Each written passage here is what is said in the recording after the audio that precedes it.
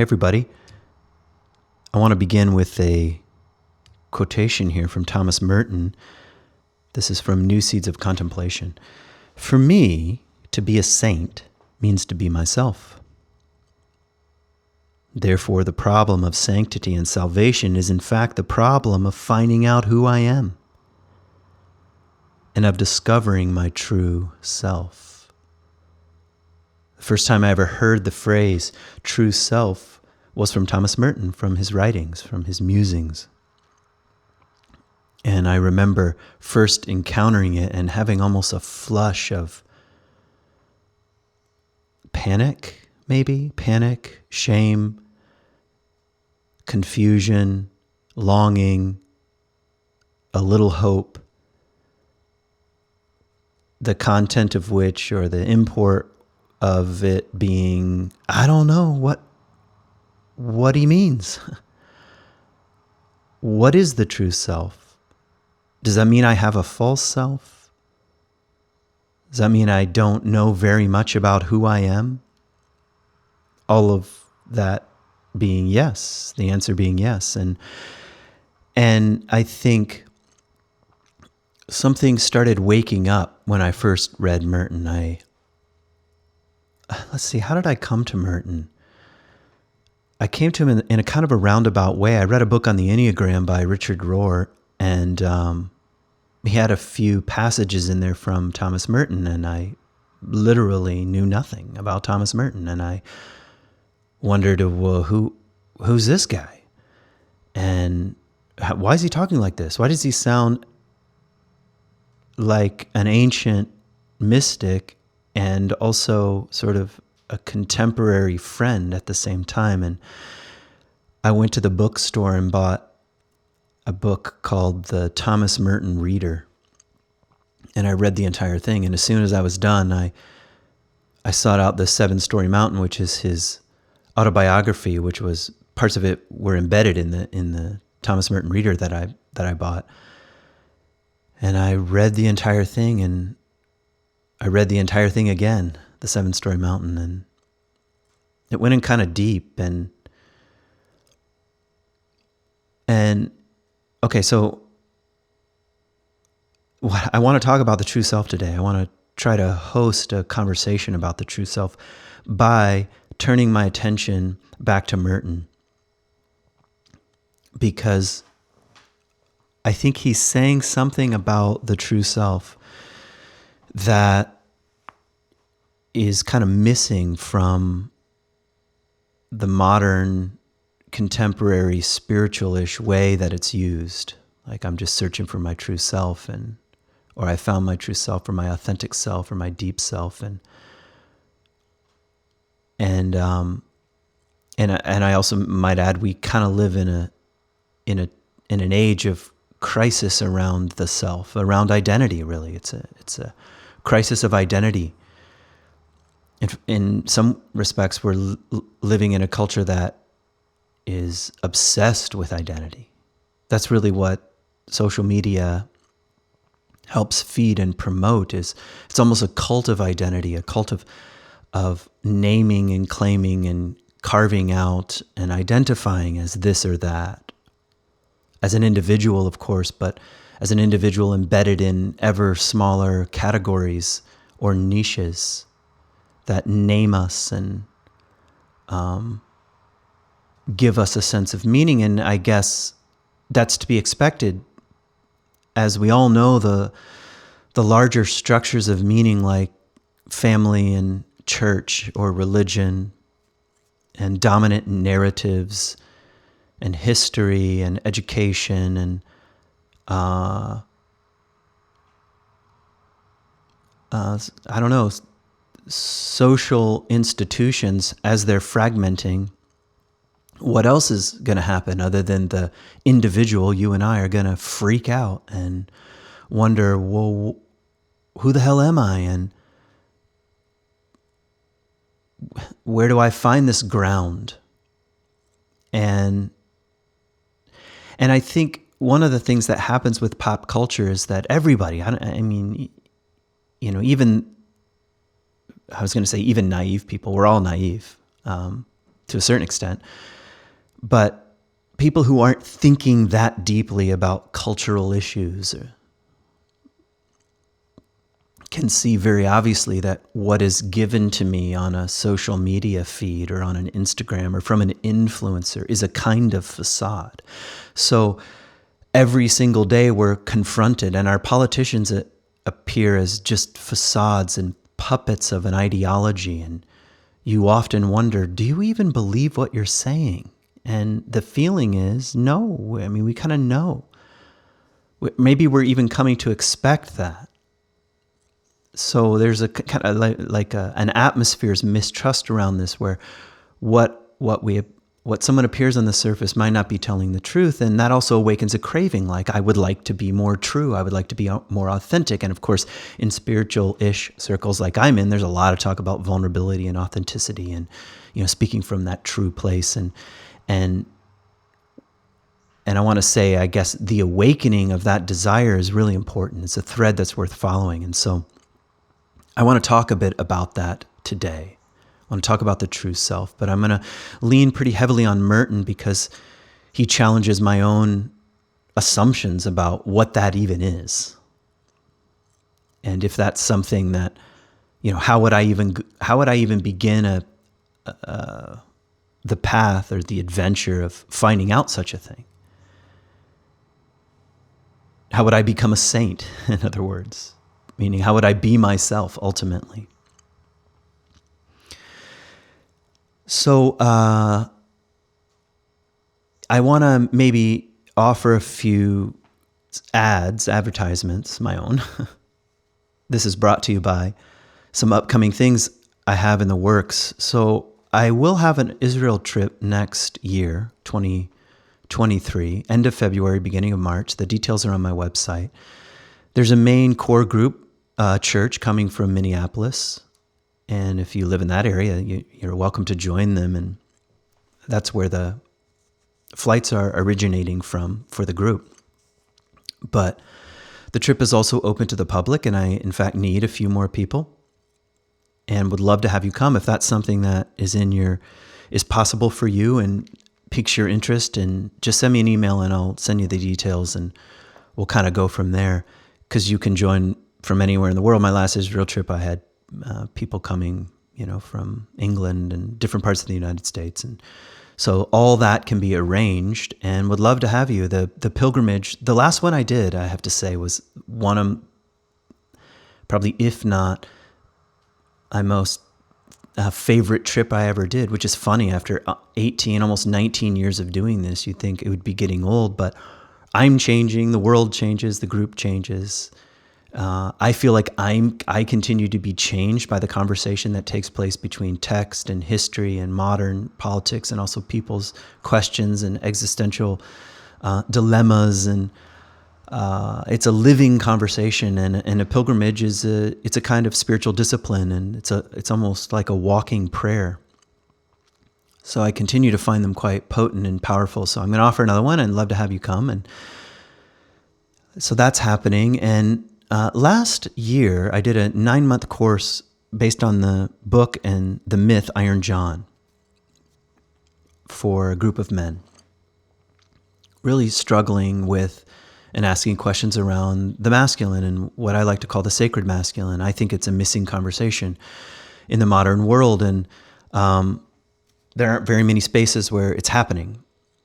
And so I just tried to create an online space, and it was really rich and rewarding and beautiful. And so I'm going to do a retreat in October, or an intensive.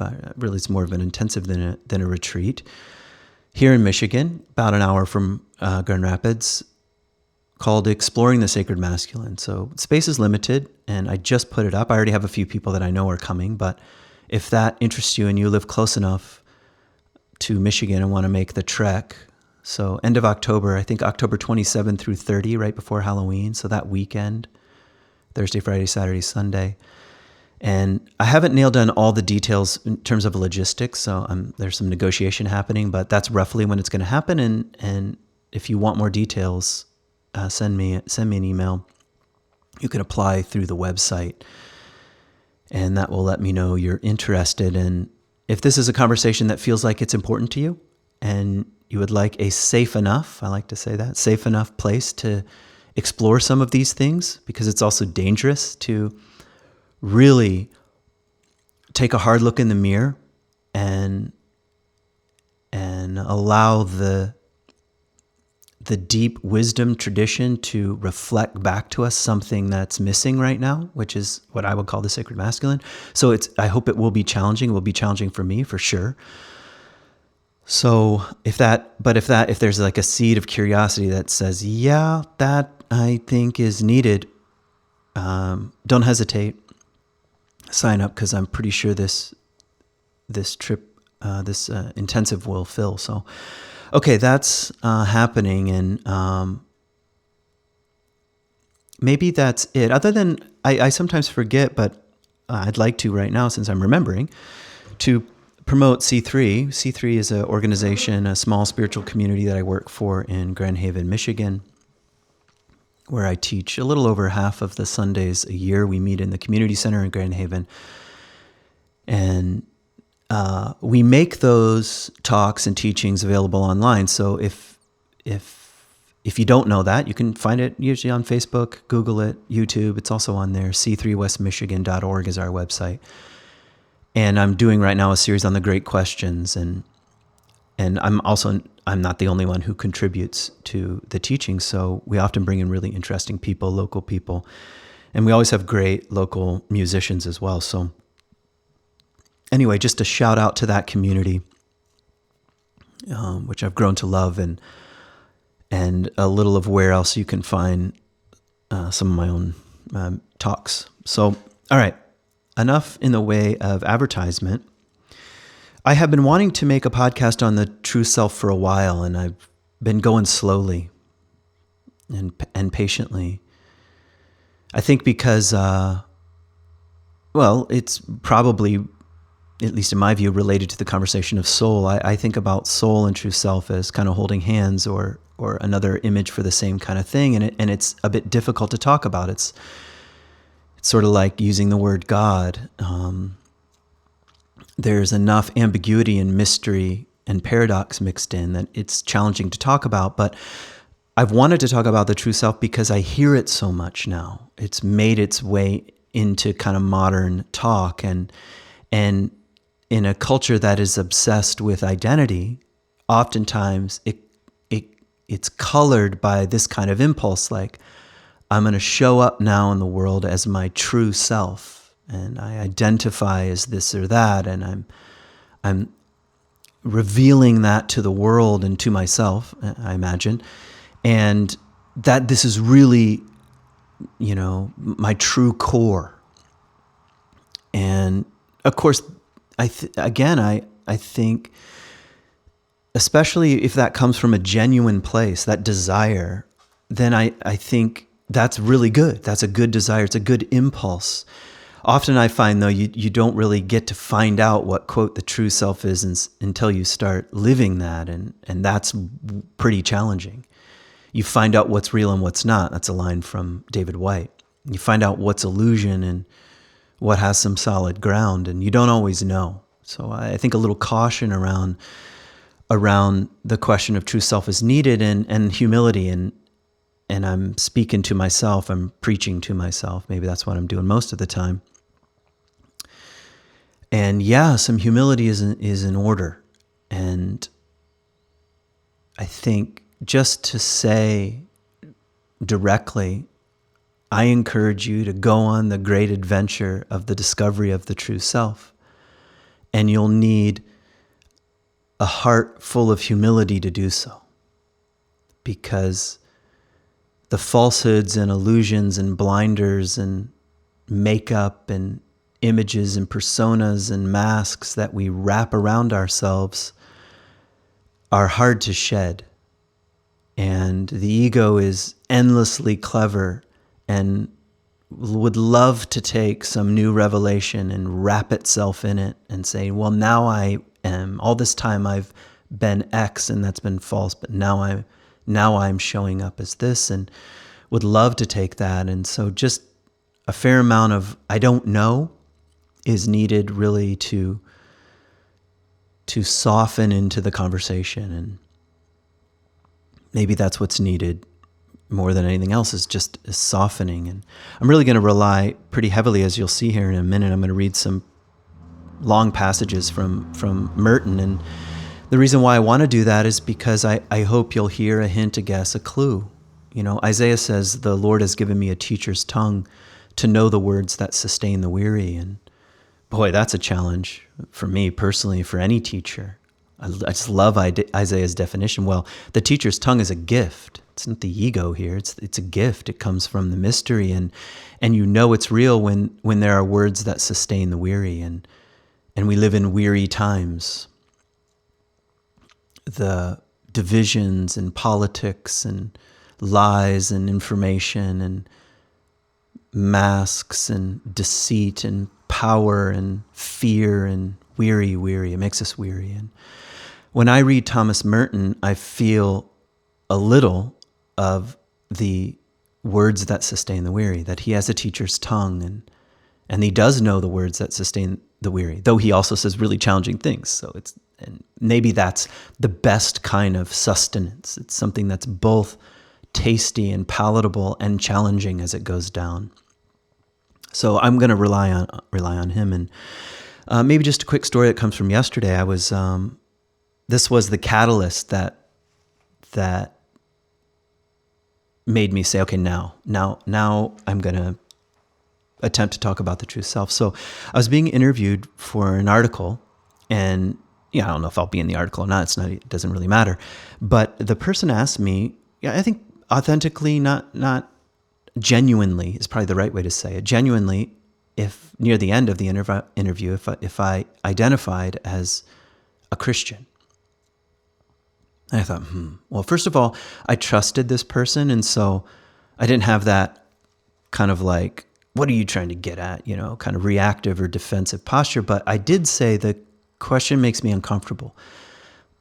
And I want to say two things about that. First of all, it's actually a pretty good question for me personally. And let me just change the language a little bit. What's my relationship now with Christianity? What's my relationship now with the, I was going to say geography or something like that of the Christian world? And what's my relationship with Christ, with the Christ image, with the Christ archetype, with the living, breathing power of the death and resurrected one? Or is that just over, So that's partly what made me uncomfortable. Like, ooh, yeah. I don't know how you feel about the phrase spiritual but not religious. I first encountered that when I was working at a local high school here as a religion teacher, Bible and religion teacher, and I was doing some research. I was basically reading the information that the Pew Forum of Religion and Public Life was putting out about religion in America. Really interesting stuff. And this was a few years ago.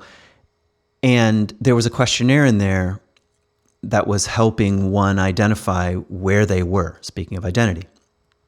And it was the first time I ever encountered the phrase spiritual but not religious, and the category of the nuns, no particular religion. And I thought, that's me. I was relieved to tell you the truth.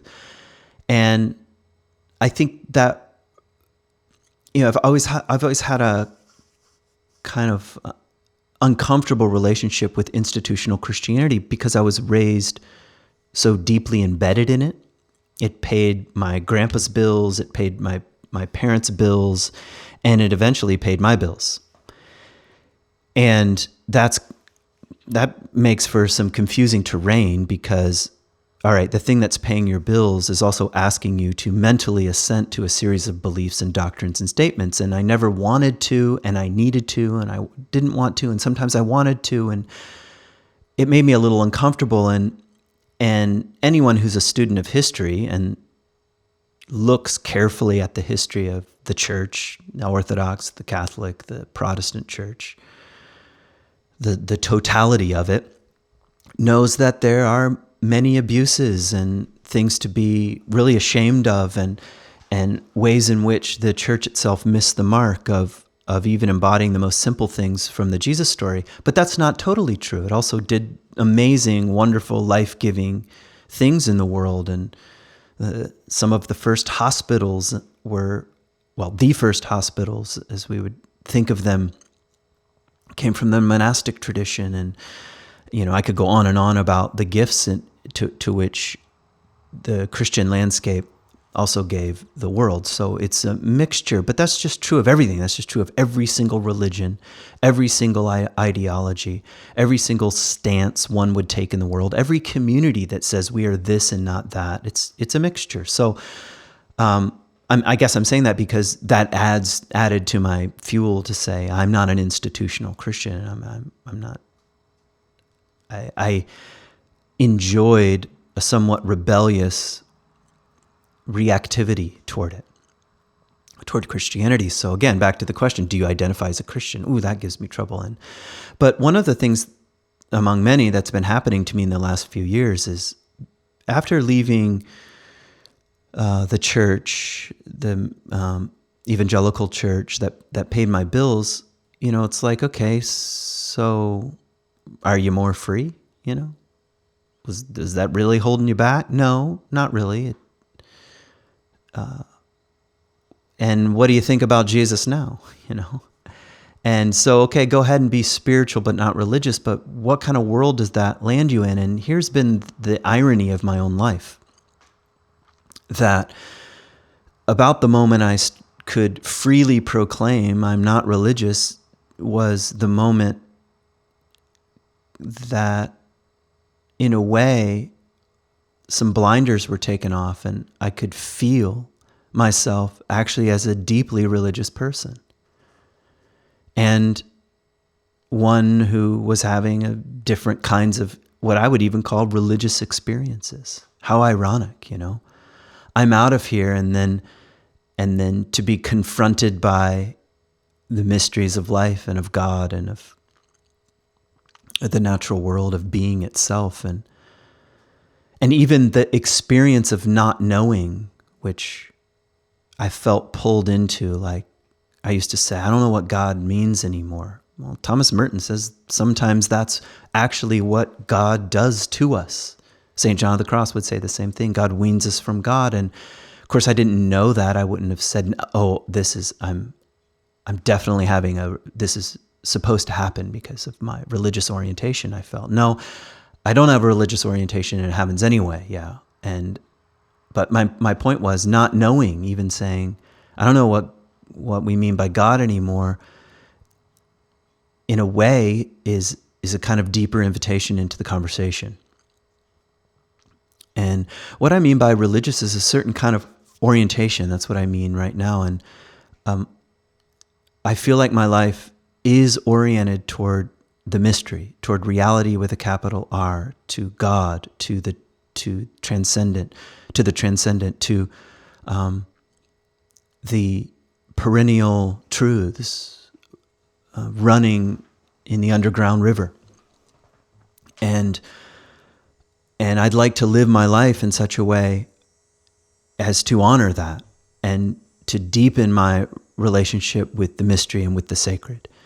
And the rites and rituals and texts and ceremonies and saints and mystics and teachers I'm trying to listen to, not really turn my back on. And that's been a huge surprise in my adult life. I'm free to do whatever I want, and I feel the pull of these ancient voices. I feel Thomas Merton tapping me on the shoulder and saying, wait, don't be so arrogant here. And, I feel that the religious posture forming again in my life. And, okay, so that's a surprise. Back to the question, do you identify as a Christian? Well, now I'm in real trouble, and also the person of Jesus continues to haunt me, both in my dreams and imaginings and even sometimes in just phrases will just pop into my head. I'm not doing this. I had a dream, the eye, so-called, is not doing this, and quote unquote. I had a dream. I'm not going to tell you the dream because it's I just don't feel like it right this minute. But here's the setting of the dream: was inside the Holy Sepulchre, which is the place that commemorates the death and resurrection of Jesus in Jerusalem. I was inside the Holy Sepulchre, inside a secret room that I didn't know was there. So it was like I was in the Holy of Holies of the Sepulchre.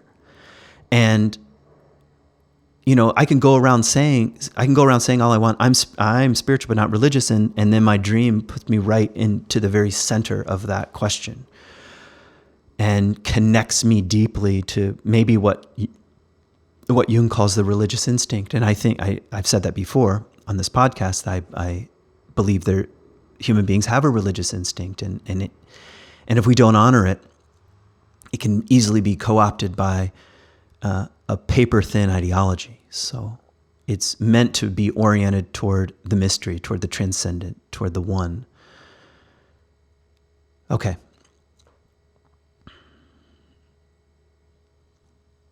Maybe here's another way of putting it. So I'm going to paraphrase something I read in Jung once. He said, you can do all the yoga you want, and your psyche may be a medieval Christian, which that makes me laugh, but that's sort of like saying, okay, you can identify as this or that, and your ego and your persona, your consciousness can lay claim to this or that. But what's happening in the underworld? There may be a completely different landscape that you're running from, a completely different way of orienting yourself toward the mysteries awaiting you in dream time, or in the unconscious, or just beneath the masks that you're wearing. And that's kind of how, one reason why I think that quote is so funny is because I kind of feel the same way. Like, I can claim all day long I'm spiritual but not religious, and when I go to sleep at night, it's like, no, you're a deeply religious person. And I, for one, at least at this point in my life, I'm not ashamed by that. Yep, that's how I'm oriented in the world, and I think it's important. Now, what was giving me trouble in this question, it's a very long-winded way of talking about what inspired the podcast, I guess, but was the word identity. Do you identify? Well, so here are some questions as soon as I hear something like that. Well, who is the I here? If I identify, well, what is this I? Is that the ego? And when I say ego, I just mean my consciousness, the tip of my conscious awareness. And how much, how healthy is that ego? Because I actually believe you can have a healthy ego, or a healthier ego, or a very immature and fragile ego. Both of those are possibilities, and we probably vacillate between the two. But certainly, you'd probably agree that an immature ego is pretty prominent in our world, in us and in others. So who's the I talking here that's identifying as this? And why? Or is it technically, I'll use again Jungian terms, the persona, the mask? That's all persona means, is the mask, the face we show the world, the face. And we're kind of half conscious of that face, how we want to be seen, how we think we understand ourselves, how we like others to understand us. That's all the realm of persona. And persona is important. It's a very important part of growing up. That's part of adolescence. You begin to form an ego, an I, a sense of, okay, this is how I am uniquely constellated, we would say, and my kind of taste and proclivities, and this is how I'm showing up in the world. These are the kind of clothes I like, and the music I like, and the people that I'm with, all very important part of adolescence. And so is that the I that is doing the identifying?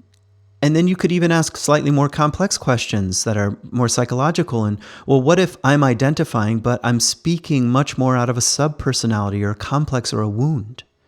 It's really my father wound, my father complex, or my mother wound that's speaking here. Or I'm speaking from a wounded and traumatized place. And so which I are we talking about? What do we mean by the self? And now we're getting closer to the true self. And Are any of those things, our complexes, our ego, our persona, is that the true self or not? Well, even by saying that there is such a thing as a true self, it implies, well, those are at least incomplete manifestations of something true. That's I think the nicest way of putting it. They're incomplete. It's not like the ego is wrong.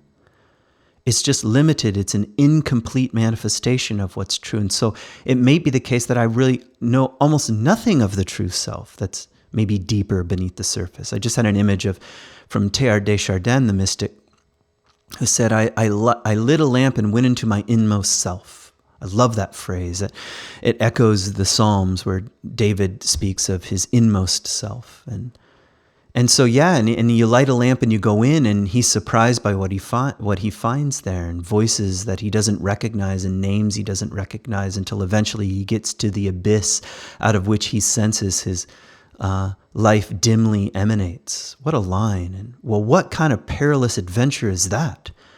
Are you willing to light a lamp and in the dim light of that, all of a sudden see, well, these masks and egoic claims and certainties and things I identify as, they're actually quite paper thin, and some of them are even illusions. And so I'm going to go deeper.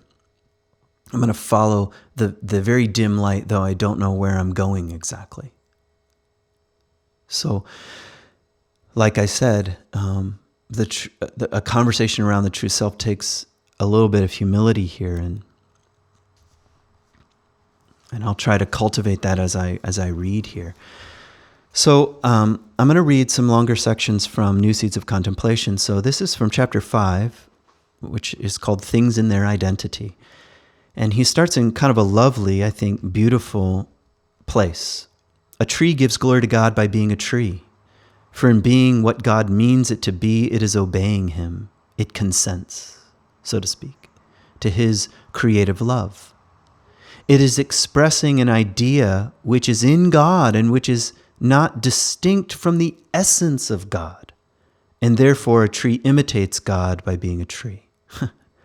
What a way of relating to reality with a capital R, that every living thing, every tree in its wild individuality is an expression of the essence of God, is not even distinct from the essence of God. And when it is wildly and uniquely manifesting its glory, it is manifesting the glory of God. That's its identity, both its individuality and it as an expression of the divine.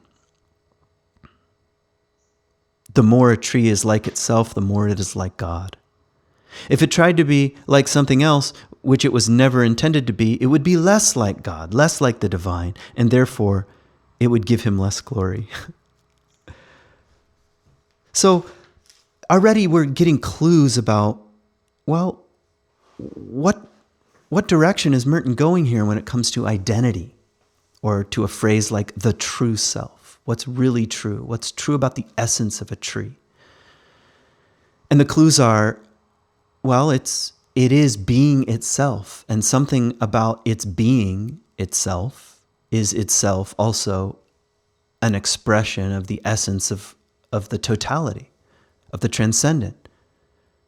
So already we're touching the paradox of wild individuality and the essence of the divine or spirit. So it's like soul, the soul of something, its wild uniqueness, and the spirit, the larger thing into which it is embedded, and everything is embedded. So here's a little more from Merton. Therefore, each particular being in its individuality, its concrete nature and entity, with all its own characteristics and private qualities, and its own inviolable, it's a hard word for me to say. I think that means like inviolable. What does that mean? That means unbroken, sort of.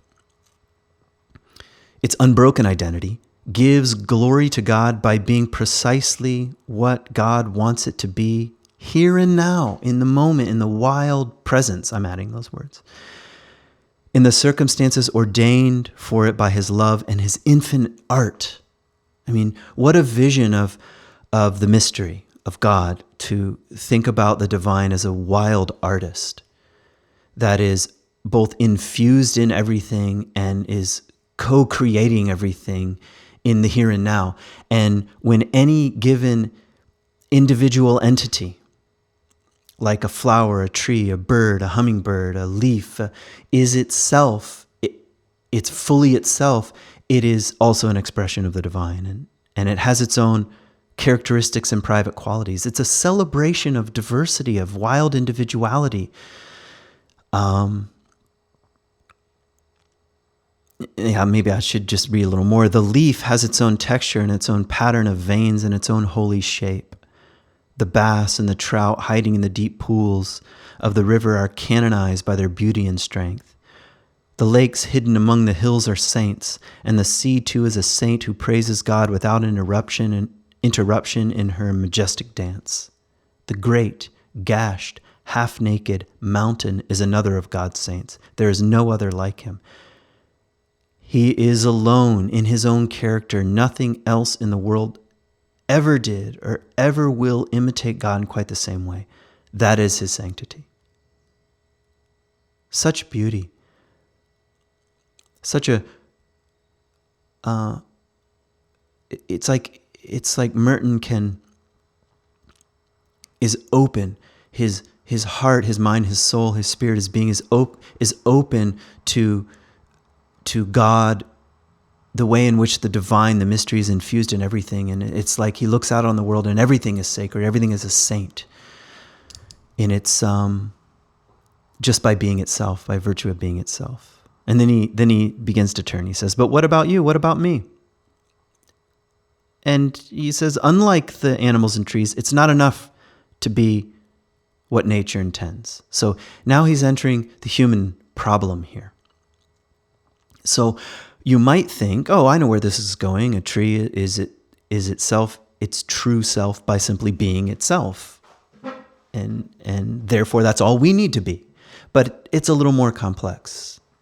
There's a little more involved with the mysteries and complexities of human consciousness and will and freedom. So here's the line I started with. For me, to be a saint means to be myself. Okay, that's kind of like being a tree. I'm going to be myself. Okay, how? Therefore, the problem of sanctity and salvation is, in fact, the problem of finding out who I am. Okay, so it's not as simple as I'm just going to be myself. It poses itself as a question. Well, how do I find out who I am? And of discovering my true self. And here's the phrase, the true self. Trees and animals have no problem, but God makes them what they are without consulting them, and they are perfectly satisfied. With us, it is different. God leaves us free to be whatever we like. We can be ourselves or not, if we please. We are at liberty to be real or unreal. We may be true or false. The choice is ours. Now, if you have a more philosophical mind, you might really start to wonder, what does he mean about being true or false? And that's fine. These things are worth, I think, really wrestling with. But sometimes I think that just the plain, in Hebrew, it's called the pshat. This is a rabbinic teaching technique. Anyway, I don't want to get into rabbinics right now, but they say the text has a pshat as well as 70 faces of meaning. So the pshat is the plain, simple meaning. And I feel that here. We may be true or false, the choice is ours. And I think, yep, life is often like that. We can be true or false. Sometimes it's real obvious. It's like we can lie or not. We can lie to ourselves. We can lie to our spouses. We can lie to our friends. It's right there. It's ever present. Or we can be more true. We can, swallow hard and say, well, this is where I'm coming from, or this is what I feel, and, and the choice is ours. So Merton goes on, we may wear now one mask and now another, and never, if we so desire, appear with our own true face. But we cannot make these choices with impunity. Causes have effects. And if we lie to ourselves and to others, we then cannot expect to find truth and reality whenever we happen to want them. So, in other words, if we're in the habit of lying to ourselves or believing our own illusions or investing too much in our various identities, then when we really need the truth and reality, it's out of reach. We're out of practice. If we have chosen the way of falsity, we must not be surprised that the truth eludes us when we finally come to need it. So there are consequences. There are consequences to investing too much in the ego and in the I and in the cult of identity. Because when we finally need the deeper truth, it's evaded us. Okay. Merton says, we are even called to share with God. This is a funny way of putting it. To share with God, to share with the divine, the work of creating the truth of our identity. So, okay, well, how is it different than the world, the natural world? As he was sort of describing the tree and the naked mountain and the stream and the leaf. Well, there seems to be more of a conscious participatory co-arising that's happening here. We're called to work with the divine, so maybe there's a certain amount of consent involved here, of creating the truth of our identity. Okay. He says we can evade this responsibility by playing with masks, another word for persona, and this pleases us because it can appear at times to be free and creative way of living. Let me just read that again because I was kind of stumbling a bit. We can evade this responsibility by playing with masks, and this pleases us because it can appear at times to be a free and creative way of living. I mean, to me at least, I know I keep picking on social media, but it is how many of us are relating to the world and in spending many hours of the day interfacing, and even mainstream media is interfacing with social media, and well, it's fun to play with masks. That's what he's saying. It's fun to take a picture of yourself and, here I am. Know me as this. I know myself as this. I'm wearing this. I'm the fill in the blank. Hashtag me with some group, ideology, meaning, purpose, carved out over and against the other, typically. Notice me, noticing myself. And it pleases us because it seems to be free and creative. It is quite easy. It seems to please everybody. We all like it, is what he's saying. But in the long run, the cost and the sorrow comes very high.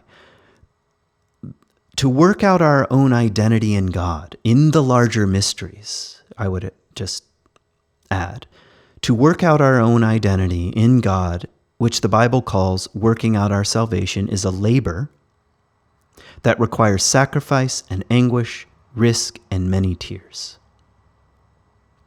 So you want to be about the true self? Get ready. Sacrifice, anguish, risk, and many tears. And it's going to be a working out. A co-creative act. It demands close attention to reality at every moment and great fidelity to God as God reveals himself obscurely in the mystery of each new situation. And I think this is the real mystical Merton here shining through. Really, he can see and feel and sense and knows that God, the mystery, is revealing itself obscurely in every new situation. And if we can remain if we can remain in this kind of stance, that everything and every person and every moment is a kind of teacher, has the capacity to awaken us, then we're closer to it. And he's also saying, and if we stay close to that those seeds of possibility that are blowing in the wind all around us, it will cause sacrifice and anguish and risk and many tears. It'll be challenging because the ego is a little too invested in itself. It believes its own PR. It believes its own PR, whether it has a high view of itself or a low view of itself, both of those. He goes on, we do not know clearly beforehand what the result of this work will be. And you know, I just had an image of that phrase. I remember the old school thing, like you write out a little quote and stick it on your mirror. I just had that image. We do not know clearly beforehand what the result of this work will be. That's a mantra that I ought to let wash over me on a daily basis. And here is where I want to be as clear as possible, even though Merton often speaks in paradoxes and complexities here. But notice this sentence, the secret of my full identity. Okay, so he's about to give something away here. The secret of my full identity. In other words, the true self. What do I really identify as? He says, the secret of my full identity is hidden in God. Now, that is not the way, most of the time, the phrase, the true self, the authentic self, the deep self, is used in contemporary spiritual circles or pop psychology circles or even psychological circles. And it's sometimes not the way I use it either. The secret of my full identity is hidden in God. Well, wait a minute. So I light a lamp and go down into my inmost self, and at the very bottom, I bump into the abyss of the divine. And he's saying, yeah. He goes on to say, he alone, this is God alone, can make me who I am. Or rather, who I will be, this is the co-creative element, when at last I fully begin to be. But unless I desire this identity and work to find it with Him, with God, and in the divine, in God, the work will never be done. So maybe it's just important to point out here the word desire, because I think the spiritual life, otherwise known as just life, is hard. You know, it's a challenge, and I work with a lot of people now, one-on-one. It's been the greatest gift and surprise of my life to have this kind of companion guiding role with people, and sometimes I just want to say, you know, the fact that you have this desire to whatever, pursue the truth, to be a little more authentic, to take off your own masks, to pursue the divine, though you don't really know what that means anymore. Well, the desire is trustworthy. That's what Merton is saying. Unless I desire this identity and work to find it in Him, the work will never be done. So we can trust the desire. It's like we can trust the longing.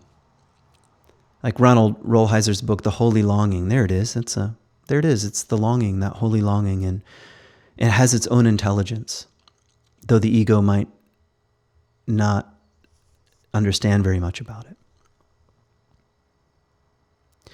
The way of doing it is a secret, and I can learn from no one else but God.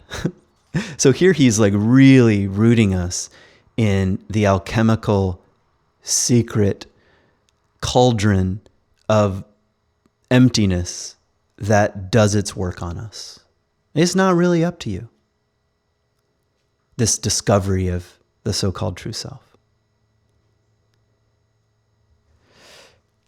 So, okay, I'm going to skip a little bit here in the sequence of this chapter, and I want to read a few sections now about the false self. So his claim here, as far as we can tell, is that the true self, though it is wildly and uniquely individual, I think that's why he spends so much time praising the uniqueness of the tree and the leaf, is because you're like that. Your heart is like that. Your soul is like that. Your essence is like that. You're not like everybody else. And that is precious. But it's precious inasmuch as it is also related to the divine source that is giving birth to it and it is flowing through it. It's like that's the ground through which your wild individuality flourishes. Excuse me. Without that ground, We're just a thing among things. So here's Merton on the false self. Every one of us is shadowed by an illusory person, a false self. So, including Merton, definitely including me, including you, including your rabbi, your pastor, your guru. Every one of us is shadowed by an illusory person, a false self. This is the man that I want myself to be, but who cannot exist because God doesn't know anything about him. And to be unknown of God is altogether too much privacy. That privacy, he's almost playing with even what we would in the Christian tradition call hell, that isolation and privacy from the divine. My false and private self is the one who wants to exist outside the reach of God's will and God's love. Outside of reality and outside of life. So, separate from, outside of. And such a self cannot help but be an illusion. It's ultimately not true, is what he's saying. You can, like the Simon & Garfunkel song, I'm a rock, I'm an island. It's an ironic song because we also know it's not true. You're not a rock, you're not an island, you're not an isolated individual. We know this even like biologically. It's like you wouldn't be you without the colonies of bacteria that are cohabiting the place of are in your body, living there. And they're not you and they're you. And without them, you wouldn't exist. You couldn't exist. And yet they're not part of our cellular makeup. They don't have our DNA. Like what? I'm a relationship. Even my physical body is a relationship. And not to mention the external world, the air we breathe, the water we drink, we're deeply dependent on reality, on what's real. So my false and private self is the one who wants to exist outside the reach of God's will and God's love, outside of reality and outside of life. So here's what I think we will all recognize as true. We are not very good at recognizing illusions, least of all the ones we cherish about ourselves.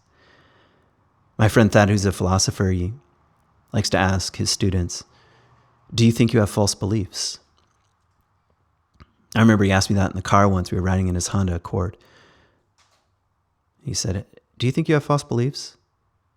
And, almost like right away you want to say, no, I don't have false beliefs, but you can't even say that with a straight face. It's like, well, probably I have false beliefs, and okay, well, that's kind of troubling. And I just don't know what they are. If I knew what they are, I wouldn't have them. So I have to live with this kind of humble or humiliation that I might be wrong, to quote Radiohead. We are not very good at recognizing illusions, least of all the ones we cherish about ourselves. So not only are we not good at recognizing illusions, the ones that we have about ourselves, that we love, like the story that we're always telling about ourselves, good or bad. It's precious to us. We cherish it. Without it, we wouldn't know who we were. Whatever those stories are, or, perhaps you took some kind of identity test, like, or a personality test, or, I'm not against any of those things. I think they are ways of shining light. But when we cling to them, when we treasure them, when we cherish them, it acts as a kind of blinder. We're not very good at recognizing illusions, least of all the ones we cherish about ourselves, the ones we are born with and which feed the roots of sin. Now sin here, I know this is kind of archaic, monastic language here, biblical language, and but sin means to miss the mark. So it's possible to miss the mark, and maybe that's one of the differences between a spirituality that's influenced by the great symbols and archetypes of Christianity. It is claiming that you can miss the mark. Other ideologies and philosophies and ideas and maybe even religions would say there's no such thing. So, well, you can decide. Where do you stand with this great question? I happen to say that, yeah, I missed the mark. Okay, I know that. For most of the people in the world, there is no greater subjective reality than this false self of theirs, which cannot exist. A life devoted to the cult of the shadow is what we call a life of sin. These are pretty damning words about modern life. Is it not much of the time a cult of a shadow? We dedicate our lives to the cult of our false self, and that there's no greater reality than our subjective reality. I mean, think about, here are phrases, I just think, or I just feel. And whatever I think and feel, and whatever I claim is my experience, that is in fact real. And it cannot be questioned. It cannot be challenged. It's like saying, I am the sun at the center of the solar system, and everything else revolves around my subjective reality. And I just think, okay, well, that's a temptation. It's a very narcissistic temptation. That's probably not going to serve us very well in the long run. That's going to have some consequences, and I think we're feeling those right now.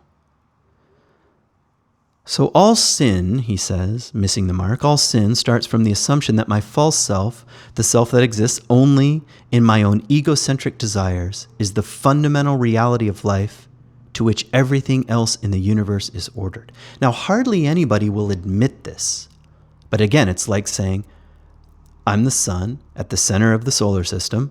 Everything else revolves around me, around my own egocentric desires.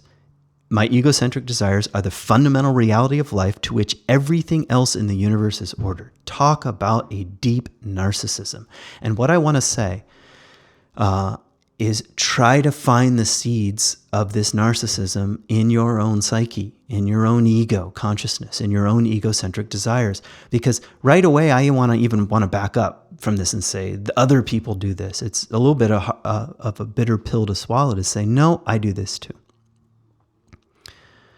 I would like reality to conform to my own egocentric desires. Now, here's the part where the first time I read this, it almost scared me because I could recognize myself so obviously. Thus, I use up my life in the desire for pleasures. Yep. And the thirst for experiences. Most definitely, that's me.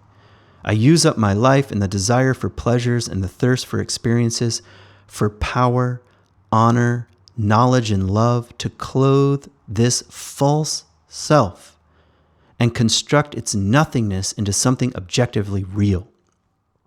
Not only am I addicted to the cult of my false illusions, the masks and egocentric desires, then I wrap myself in experiences and pleasures and power and honor and glory and anything that will prop that thing up into something real. And I wind experiences around myself and cover myself with pleasures and glory like bandages in order to make myself perceptible to myself and to the world. God! As if I were an invisible body that could only become visible when something visible covered its surface.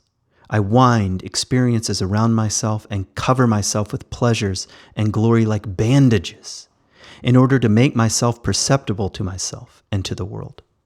Notice me. Notice my experience.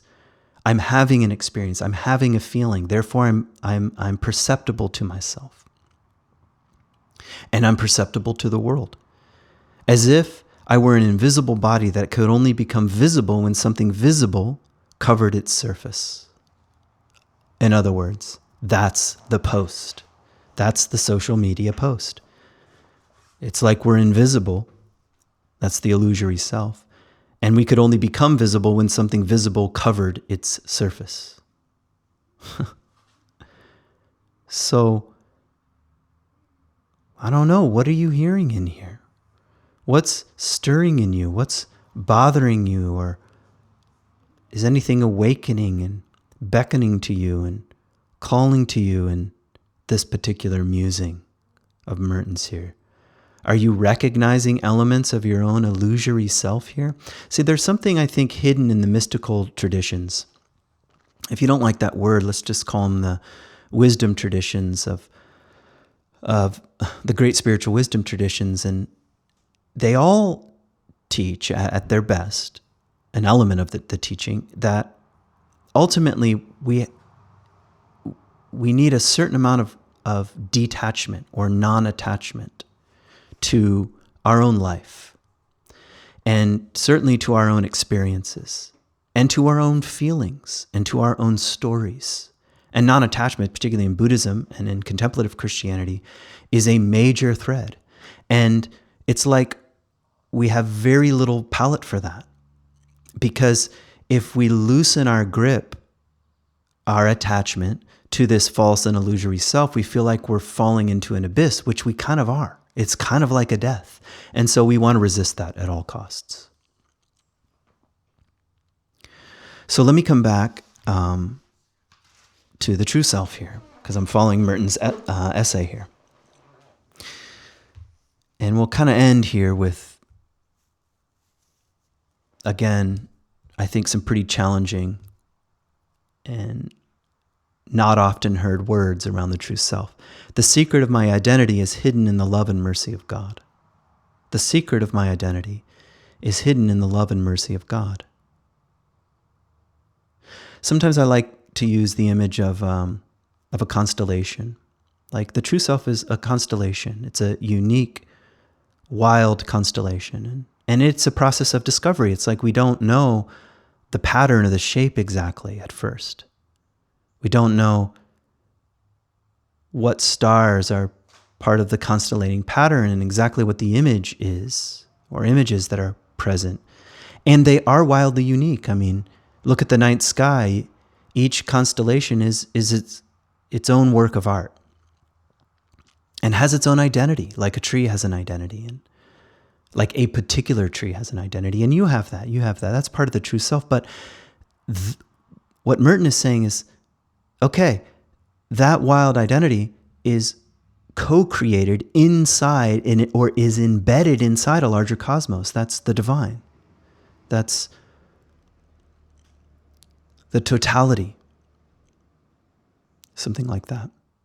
So it's sort of like saying it's not enough for you to be a single constellation separated out by itself. Its essence, its life, its beauty, its power, its breath, its vitality come from its embeddedness in the larger cosmos, in the night sky, to complete the metaphor there. The secret of my identity is hidden in the love and mercy of God. But whatever is in God is really identical with him. And here's where he's really kind of walking that heretical, mystical line. Whatever is in God is really identical with him. For his infinite simplicity admits no division and no distinction. Therefore, I cannot hope to find myself anywhere except in him. So he's sort of, where does God end and I begin? Where's the true self end and God begin? Those are the questions he's wrestling with here. Ultimately, the only way that I can be myself is to become identified with him. That feels like a defeat, all right? Really, I have to loosen my grip, even to what I think my own constellating patterns are here, my unique proclivities and tastes and desires, and settle into a kind of identity that's rooted in something larger. To become identified with him in whom is hidden the reason and fulfillment of my existence. Therefore, there is only one problem on which my existence, my peace, and my happiness depend: to discover myself and discovering God. I hear Augustine in the background. My soul is restless until it rests in you. And I used to think Augustine meant, because Confessions is sort of like it's really one of the first memoirs, but it's a sort of a conversion memoir.